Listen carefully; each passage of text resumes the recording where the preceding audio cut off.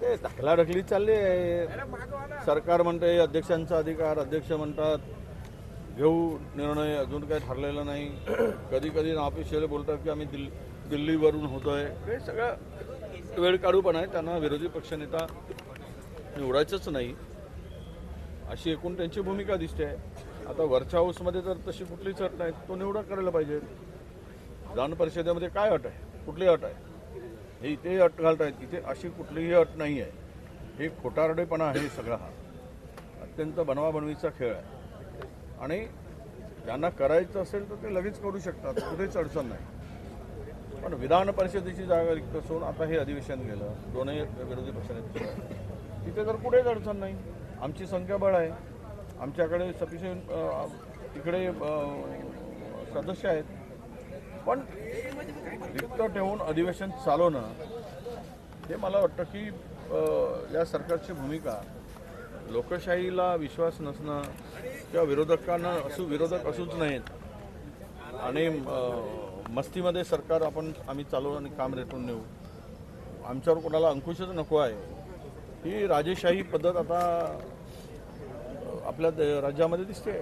शिक्षक कर्मचाऱ्यांना जुनी पेन्शन योजना लागू करावी यासाठी काही आमदारांनी आता विधानभवन पाऱ्यांवरती आंदोलन देखील केलेलं आहे. नाही असं हे विषय आता आंदोलन होत आहेत, खूप जुनी मागणी आहे. त्या मागणीनुसार ते केलं पाहिजे. काहीतरी हो सरकार हो म्हणतं पण करायला तयार नाही. आज त्या पेन्शनधारकांची फार वाईट अवस्था आहे. त्यांनी इतकीच वर्ष नोकरी केल्यानंतर पेन्शन मिळत नाही. त्यामुळे शिक्षक आमदाराचे नाही, शिक्षकांना वाऱ्यावर सोडले या लोकांनी. सर, वेगळ्या विदर्भाच्या बाबतीत संजय राऊतांनी असं म्हटलंय की आम्ही विजय वडेट्टीवारांना फार महत्त्व देत नाही. त्यांनी कितीही काही भूमिका मांडली तरी वेगळा विदर्भ होणार नाही. आता राज ठाकरेंनी उद्धव ठाकरे सुद्धा एकत्र आलेले आहेत. त्याचं म्हणणं की काँग्रेसचे जे ज्येष्ठ नेते त्यांचं असं म्हणणं आहे की एकत्र महाराष्ट्र राहावा, विदर्भ वेगळा नाही. मी वेगळा विदर्भाची भूमिका मांडत असताना आम्ही हा विषय हायकमांडशी चर्चा करू असंच बोललो आहे मी. आता संजय राऊत कोणाला महत्त्व देत नाही तो त्यांचा प्रश्न आहे. आम्ही तरी कुठे संजय राऊतांना महत्त्व देतो फार, आणि देण्याची गरज काय, तो त्यांच्या पक्षाचा विषय आहे, हा आमच्या पक्षाचा विषय आहे. संजय राऊत त्यांच्या पक्षाला महत्त्व देतील, ते आम्हाला कसे महत्त्व देतील संजय राऊत, आणि मी तरी का संजय राऊतांना महत्त्व देऊ? पण ही आघाडी असेल तर, आणि त्यावेळेस आमची चर्चा होतेच. तो आघाडीचा विषय आहे, एकत्र निवडणूक लढण्याचा विषय आहे, पण एकमेकाला महत्त्व देण्याचा विषय नाही. वैचारिक आहे, त्यांची भूमिका वेगळी आहे, माझी भूमिका वेगळी आहे. मी वेगळ्या विदर्भाची भूमिका का मांडतो आहे त्याच्या मागचं मी कारण सांगितलं आहे. त्यामुळे विदर्भाला मुख्यमंत्री म्हणाला म्हणजे आलबेला असं नाही. विदर्भावर आता कुठे बॅकलॉगमध्ये काय आहे? विदर्भामध्ये एकूण या मागण्यामध्ये विदर्भ कुठे आहे? 75,000 कोटीच्या मागण्यामध्ये. आणि म्हणून आणि एकीकडे समतोल विकासाच्या गोष्टी करायच्या आणि विदर्भाच्या वाट्याला काही मिळायचं नाही. एवढं एक प्रोजेक्ट आणलं, हे आणलं, ते आणलं, कधीतरी घोषणा करायची, नवसला जाऊन घोषणा केली विदर्भात एवढी इन्व्हेस्टमेंट होईल, अजिबात दिसत नाही. तेवढं MOU साईन केलं, पण प्रत्यक्षात काय काही होताना दिसत नाही. आजही पोरांचं स्थलांतर सुरू आहे, नोकरीसाठी भटकणं सुरू आहे विदर्भातील पोरांचं. युवक बाहेर जात आहेत, वाटेल ते काम मिळत आहेत, तेलंगणामध्ये जाऊन काम करत आहेत.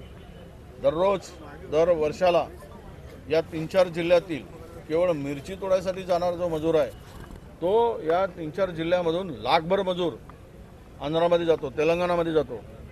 काय दिवे लावले आहेत 11 वर्षाच्या कारकिर्दीमध्ये? त्यामुळं त्यांना माहीत नाही आमच्या संजय भाऊ राऊतला की विदर्भाची काय व्यथा आहे. विदर्भामध्ये एक मोठं रॅकेट समोर येते. लहान मुलींना 14-15 वर्षीय मुलींना विकण्याचं रॅकेट समोर आले. भयंकर धक्काधक बातमी समोर आली त्याची 24 तास. नाही, ते आम्ही विषय घेतोय. माझ्याकडे सगळी माहिती आता उपलब्ध झालेली आहे. ते रॅकेट कशा पद्धतीनं काम करत आहे, कशा पद्धतीनं मधातला एजंट ट्रायबलमधून म्हणजे बेरोजगार पोरांना कसं पकडून त्यांना दलाल केलं जात आहे, आणि यातून त्या छोट्या कोड्या बालिकेंना लग्नाचं आमिष दाखवलं जातं. मग ते मुलगा झाला तर ठेवतात, मुलगी झाली तर पुन्हा हाकलून देतात, आणि शोषणासाठी त्याचा वापर केला जातो. आणि त्याबरोबर कोळ्या बालिकांची विक्री हे एक मोठं रॅकेट. म्हणजे आदिवासीमध्ये इतक्या वर्षानंतर आता फार गोष्टी मोठ्या ते आम्ही असं म्हणतो की पुड्या सोडल्यात. काय निघालं त्या पुडीमध्ये या सरकारच्या? आजही आदिवासी मुलींना आदिवासी पाड्यावर यवतमाळ जिल्ह्यामध्ये जी परिस्थिती निर्माण झाली, छोट्या छोट्या बालिका गर्भवती सापडल्या, कशासाठी?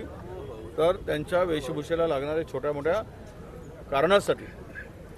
आणि ह्यासाठी जर आज तरुणींचं, आदिवासी मुलींचं शोषण होत असेल तर धक्कादायक बाब आहे, प्रचंड धक्कादायक आहे, वेदनादायी आहे. आणि सरकारला थोडी जरी या संदर्भात एवढी मोठी घटनेच्या संदर्भात माहिती असेल तर एक उच्चस्तरीय चौकशी करा आणि लगेच कोण कोण दलाल ते हुडकून काढा. काही दलालांना पकडलं गेलं, त्यानंतर ते सुटतात जमानतीवर, कायद्यामध्ये दुरुस्ती करा. पण कोळ्या मुलिकांचा हा असला घाणेरडा जो व्यवहार चाललेला आहे त्यावर कडक उपाययोजना केली पाहिजे. सर, 5 प्रकरणामध्ये अजितदादा म्हणतात का अधिकाऱ्यांची चुकी आहे सर? शेवटचं अधिकाऱ्यांचीच चुकी आहे, बरोबर आहे. उद्या जर हे उघडकीस आलं नसतं तर मग जमिनीचा मालक अधिकारी झाले असते ना. म्हणजे उघडकीस जर आले नसते प्रकरण, मुंडवा प्रकरण, तर मग जमिनीचे मालक उद्या ही जमीन ज्यांनी घेतली ती जमीन अधिकाऱ्यांच्याच नावाने करून दिली असती. त्यामुळे ते अधिकारी दोषी आहे. दादांचं म्हणणं बरोबर आहे. ज्या प्रकारे पाहतोय, मुंबईतील एक प्रकरण आहे. मुंबईतील अनेक मुलं आहेत, सर्रास त्यांना पळवलं जात आहे. आणि या सगळ्यामध्ये आता सरकार कुठेच लक्ष घालत नाहीये. राज ठाकरेंनी पत्र लिहिलेलं आहे. त्यांचं म्हणणं आहे की 30 उत्तरं देऊ नका, या टोळ्या कुठून निर्माण होतात त्याचा शोध घ्या. मुंबईतल्या मुली असतील, मुलं असतील, दररोज पळून बेपत्ता होण्याचं प्रमाण वाढलेलं आहे. अरे राज्यामध्ये तर 2,56,000 महिला आणि तरुणी अत्यापायी गायब आहे. हे सांगतात की आमचं शोधण्याचं, आम्ही शोधून काढलेल्या किमान 80% सापडले आहेत, आम्ही शोधले आहेत. हे सगळं बोगस आकडेवारी देतात. कुठलीच मुली अजूनही त्या ठिकाणी मिळत नाही आहे आणि हे रॅकेट आहे. या संदर्भात सरकारला काय देणं घेणं आहे? महाराष्ट्र लुटण्यात मजा आहे त्यांना, बाकीच्याची काय कुठल्या विषयाचं गांभीर्य आहे? हे असे असंवेदनशील सरकार आहे. ज्या सरकारच्या संवेदना मेल्या आहेत असं हे सरकार या राज्याच्या भोकांडीवर बसलेलं आहे. पण असंही आहे ते म्हणत आहे की 30 उत्तरं देऊ नका, 30 उत्तरं देऊ नका. कारण जे मुलं बेपत्ता होतात त्यानंतर सांगितलं जातं की इतकी मुलं सापडली, त्यांना घरी पाठवलं. पण जी टोळ्या निर्माण होतात त्याला जबाबदार कोण आहे? बस स्टॉपवरती असतील, अशा भिकारी असतील, त्यांचा DNA टेस्ट करायला नको का? DNA टेस्ट करायलाच पाहिजे. आणि गृह खातं काय झोपलं आहे का? काय करतंय गृह खातं? गृह खात्याची जबाबदारी नाही. हे राकेट शोधून काढण्याची त्यांच्याकडे स्वतंत्र यंत्रणा आहे. अशा प्रकारांच्यावर लक्ष केंद्रित करायसाठी राज्यांनी स्वतंत्र यंत्रणा राबवली पाहिजेत. इतक्या मोठ्या प्रमाणात माझ्या महाराष्ट्रामध्ये, मुंबईमध्ये मुली गायब होत असतील आणि 2-4 भेटले की पुन्हा सांगतात पेपरला बातमी देऊन आम्ही शोधून काढला. आत्ताही मी काल परवा चिमूरमध्ये एका अल्पवयीन मुलगी गायब आहे. मी अजूनही ती शोध लागल्या जात नाही, महिनाभरापासून नाही करत काही कारवाई. सर, 5 प्रकरणामध्ये विरोधक शेवटचे दिवस आहे, अजून काय पुढे हालचाली करणार का?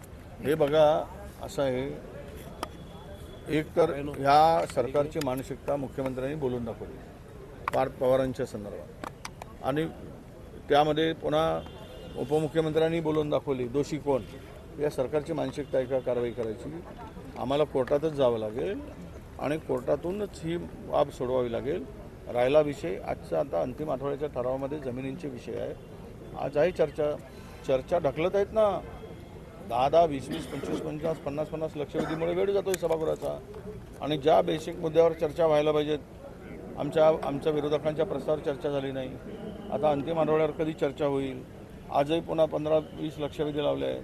मग रात्री 8 वाजता 9 वाजता चर्चेला सुरुवात होते आणि त्यामध्ये कोणी ऐकायला तयार नाही. हे सगळं काही घाबरून, हे प्लॅनिंग करूनच सुनियोजितपणे हा कारभार पुढे ढकलण्याचा कार्य